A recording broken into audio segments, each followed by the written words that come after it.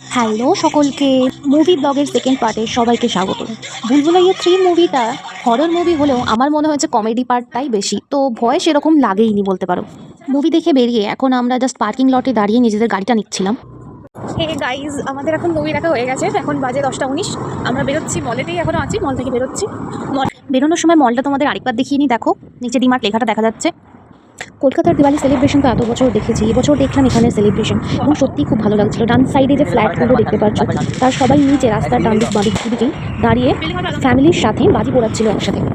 পুনে শহরে এই এলাকার ফ্ল্যাটগুলি বেশ বিলাসবহুল, ভাড়াই শুরু হয় লাখের ওপর থেকে। আর এই এলাকার নাম ন্যান্ডেড সিটি। এখন আমার বাম দিকটায় খেয়াল করে দেখতে পাবে সবাই ফ্যামিলির সাথে একসাথে বাজি পোড়াচ্ছে। উৎসবের আসল উদ্দেশ্য তো এটাই, সবাই একসাথে একত্রিত হয়ে একসাথে আনন্দ করা। এরা সবাই এতটাই বাজি পুড়িয়েছে, রাস্তার বাম দিকটা দেখতে পাচ্ছ শুধু কুচো কাগজে ভর্তি হয়ে গেছে। বাজি পুড়ে যাওয়ার পর যে কুচো কাগজগুলো পড়ে থাকে সেগুলোই।